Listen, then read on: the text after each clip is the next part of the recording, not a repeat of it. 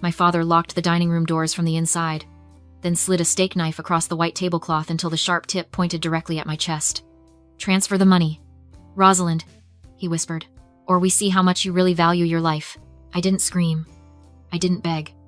I just watched my sister Jessica, hunched over my laptop, her eyes manic with greed as she prepared to drain $3.8 million from my account. My mother was gripping the edge of the table, trembling, waiting to be rich again. They thought they were robbing me blind. They didn't know the enter key Jessica was about to press wasn't linked to a bank. It was a silent panic button wired directly to the state police. I took a slow sip of wine. 3, 2, 1. Drop a comment and let me know where you're listening from and what time it is for you right now. I'd love to know who's part of our community. 48 hours before, my father pointed a steak knife at me. The only danger I faced was a cold cup of coffee. I was standing in my apartment in downtown Boston, a space that was everything my childhood home wasn't: quiet, paid for, and safe. The morning sun hit the quartz countertops I had bought with my own money. I was reviewing a case file on a shell company in the Caymans when my phone buzzed against the marble. The screen lit up with a single word: Mother. I stared at it. We hadn't spoken in 6 months. Not since I refused to co-sign a loan for my sister's failed boutique. My thumb hovered over the decline button. Logic told me to let it go to voicemail. Experience told me that if Linda was calling at 8 in the morning, she wanted something, and she wouldn't stop until she got it. I answered. "What is it, Linda?" "Rosalind, honey." Her voice was breathless, dripping with a sweetness that usually cost me 5 figures. "Is that how you answer your mother? We've been so worried about you." "I'm fine." "What do you want?" "We want to see you," she said, her voice dropping to a theatrical whisper. "Your father and we've been doing a lot of thinking about Grandma Margaret. It's been a year since she passed, and we never really had a proper family dinner to honor her. We want you to come home this Friday. Just us. Family." I leaned against the counter, analyzing her tone the way I analyzed spreadsheets. The pitch was too high. The pacing was rushed. She was lying. My parents didn't do memorial dinners. They did performative grief when there was an audience, and they did shakedowns when there wasn't. "I have plans," I lied. "Please, Rosalind," she interrupted, desperation leaking through. "Jessica will be there. She's going through a hard time. She needs her big sister. We all need to heal. I'm making your favorite roast." For a second, the old instinct flared up, the desperate, pathetic hope that maybe, just maybe, they actually missed me. They still saw me as the mousy teenager who would do anything for a scrap of affection. They didn't know the person I was now. They didn't know that at 32 years old, Rosalind wasn't just the quiet daughter anymore. I was a forensic accountant. I spent my days hunting down hidden assets for federal indictments. I knew how to spot a Ponzi scheme. And I certainly knew how to spot a hustle. And, Linda added, too casually, "Bring that little bank key fob of yours. The blue one. Dad found some old savings bonds of Grandma's in the attic, and we think we might need your trustee access to cash them out for the estate." The trap snapped shut. There were no bonds. I had audited Grandma Margaret's estate down to the last postage stamp before she died. Everything was already in the blind trust I controlled. They didn't want to honor my grandmother. They wanted the digital key to the $3.8 million sitting in the trust account. They were inviting me over to rob me. "Rosalind? Are you there?" I looked at my reflection in the window. My eyes were cold. If I said no, they would just keep coming. They would show up at my job, harass my friends, maybe even try to forge my signature again. The only way to stop a parasite is to let it think it's found a vein, and then poison the blood. "I'm here," I said, my voice steady. "I'll be there, Mom. Friday night." "Good," she breathed. "Bring the fob. Don't be late." She hung up. I put the phone down and walked over to my laptop. I didn't feel fear. I felt the icy clarity of a hunter who just spotted movement in the brush. They wanted access to the account? Fine. I would give it to them. I opened a new coding window. It was time to build a mirror. The next morning, I sat across from Harrison in his glass-walled office. Harrison wasn't just a lawyer. He was a shark in a 3-piece suit who specialized in asset protection. He looked at the plan I'd laid out on his desk, his eyebrows raising a fraction of an inch. "You know this is aggressive," he said, tapping the schematic I'd drawn. "We could just file a restraining order. We could send a cease and desist. You don't have to walk into the lion's den." "A restraining order is a piece of paper," I said, my voice flat. "My parents don't respect paper. They respect consequences. If I block them, they'll just find another way to harass me. I need to nuke the bridge while they're standing on it." Harrison stared at me for a long moment. Then a slow, sharp smile spread across his face. If they willingly enter their credentials into a system designed to verify identity, and then attempt an unauthorized transfer, well, that's entirely on them. I'll have the state police contacts on standby. I left his office and went straight to work. I didn't need a team. I needed caffeine and silence. I opened my laptop and started coding. I wasn't building a bank website. I was building a mirror. I cloned the bank's interface down to the pixel, the soothing blue logo, the reassuring font, the dual-factor authentication prompt. To the naked eye, it was the portal to my grandmother's millions. In reality, it was a data vacuum. Every keystroke, every mouse click, every biometric scan from the webcam would be captured, packaged, and instantly emailed to the Cybercrimes Division. As I typed the code for the fake transfer button, my hand cramped. I shook it out, and for a second, the blue light of the monitor blurred into the flashing blue lights of a police cruiser in the rain. I was 17 again. The smell of wet asphalt and burnt rubber filled my nose. My parents' sedan was wrapped around a telephone pole a mile from our house. Jessica was in the driver's seat, sobbing, reeking of vodka and peach schnapps. I was in the passenger seat, my forehead bleeding from hitting the dashboard. I hadn't even been in the car when she crashed. I'd walked down the road because she called me, screaming for help.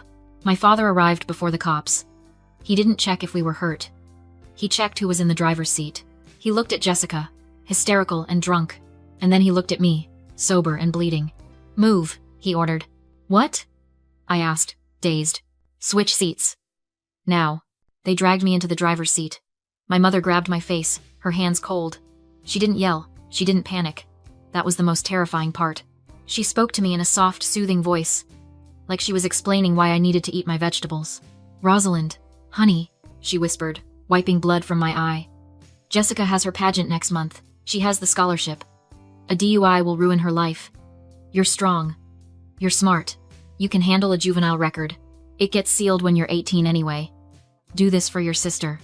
It's just a little sacrifice." They normalized it. They made destroying my future sound like a household chore, a simple act of sisterly love. If I said no, I was the selfish one. I was the one ruining the family. So I sat there. I took the breathalyzer. I took the blame. I lost my own scholarship to a top university because of the character concern on my record. I spent my first year of adulthood scrubbing toilets to pay for community college while Jessica went to parties on my parents' dime. I blinked, and the memory vanished. I was back in my apartment, the code blinking on the screen. They had used my love against me then. They had weaponized my loyalty. But they had forgotten that loyalty has an expiration date. I wasn't the 17-year-old girl bleeding in the rain anymore. I was the woman who audits cartels. I finalized the script and hit save. The trap was armed. The gravel of the driveway crunched under my tires, sounding suspiciously like bones breaking. I pulled up to the estate, killing the engine but leaving the lights on for a moment to illuminate the facade. My parents' house in Connecticut was designed to impress people they hated. It was a sprawling, faux Gatsby monstrosity with white columns and manicured hedges. To the untrained eye, it screamed old money. To my eye, the eye of an auditor, it screamed leverage. I could see the cracks in the stucco near the foundation, the peeling paint on the window frames that hadn't been touched in years. The house was like them. A beautiful shell rotting from the inside out. I grabbed my bag, checking for the laptop one last time, and stepped out into the humid night air. Linda opened the door before I could knock. She was wearing a silk gown that looked 2 seasons old and smelled overpowering of lilies. It was a funeral smell, heavy and cloying, used to mask the scent of damp plaster and rising panic. "You made it," she said, her smile tight as a snare drum. "Come in, darling. We've been waiting." She didn't hug me. She ushered me into the foyer where Jessica was pacing. My sister looked like a cover model for a magazine about nervous breakdowns. She was wearing a vintage Chanel dress, but her hair was fraying at the edges, and her eyes were darting around the room as if she expected the wallpaper to attack her. She stopped when she saw me, her eyes raking over my charcoal business suit. "You wore that?" she scoffed, her voice shrill. "It's a family dinner, Rosalind, not a tax audit. You look like a funeral director." "Hello to you too, Jessica," I said, walking past her. "You look tired." "I'm not tired," she snapped, scratching at her arm. "I'm stressed. Not that you would understand stress. Your biggest problem is probably finding a parking spot at your boring office." I didn't take the bait. I just walked into the dining room. The table was set with the wedding china fine bone porcelain with gold rims that they probably hadn't finished paying off. But the food served on it was pathetic. A dry, store-bought roast chicken and some wilted asparagus. It was a poverty meal served on a king's table. Thomas was sitting at the head of the table. He didn't stand up. He looked smaller than I remembered, his skin gray and clammy. He poured himself a glass of wine with a hand that shook noticeably. "Sit down," he ordered. I sat. I placed my bag next to my chair, ensuring the laptop was within easy reach. We ate in silence for 3 minutes. The only sound was the scraping of silver forks against china. The air in the room was so thick with tension it felt pressurized, like the cabin of a plane about to crash. Thomas dropped his fork. It clattered loudly against the plate. "Enough," he said. "We didn't bring you here to talk about Grandma." "I figured," I said, patting my mouth with a napkin. "The roast is dry, Dad. What do you want?" "We need the money," Jessica blurted out. She slammed her hand on the table, rattling the wine glasses. "Now. Tonight." Thomas held up a hand to silence her. He looked at me, his eyes dead and hard. "Your sister is in trouble, Rosalind. Real trouble. She borrowed money. A lot of it." "From who?" I asked. "Banks don't lend to people with a credit score of 400. "Not a bank," Thomas whispered. "Hard money lenders. Private investors who don't file paperwork and don't care about credit scores. They care about collateral. We put the house up against the loan. But the interest, after it ballooned. They called the note due this morning." "How much?" $3.8 million, Jessica whispered, tears finally spilling over. "They said if I don't pay by midnight, they aren't just taking the house. They're going to hurt me, Rosalind. They sent pictures. They know where I sleep." I looked at my watch. 8:15. "You have until midnight to wire $3.8 million? I asked. "You're the trustee," Thomas said, his voice turning into a growl. "You have access to your grandmother's accounts. We know there's over $4 million in there. You are going to open that laptop, log in, and transfer the debt. That money is for charity," I said calmly. "It's in the bylaws." "Forget the bylaws," Thomas roared, slamming his fist down. "This is your sister's life. You are going to fix this. Now." The mask was off. There was no more sweetheart. No more family dinner. There were just 3 desperate animals in a cage, and I was the only one with the key. "I can't," I said, keeping my voice level. "It's not my money to give. It belongs to the foundation." Thomas didn't yell. He didn't flip the table. He stood up slowly, the heavy oak chair scraping against the floorboards like a warning shot. He walked past me, his footsteps heavy and deliberate, until he reached the double doors that led to the foyer. Click. The sound of the deadbolt sliding home echoed in the silent room. It was a final, metallic sound. He turned around, removed the brass key from the lock, and dropped it into his jacket pocket. Then he walked back to the table and picked up the steak knife. He didn't brandish it. He simply set it down in front of me, the serrated edge catching the chandelier light. "Nobody leaves," he whispered, "until the transfer is complete." The air left the room.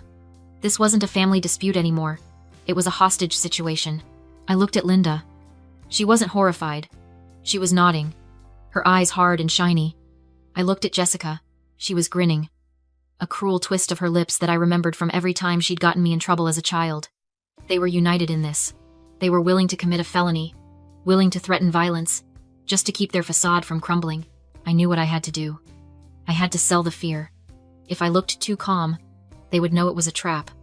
I had to become the Rosalind they remembered, the weak, pliable doormat. I let my lip tremble, forced my breath to shake, and squeezed my eyes until tears appeared. "Dad, please," I sobbed. "I could lose my license. I could go to jail." "You'll be fine," Linda sneered.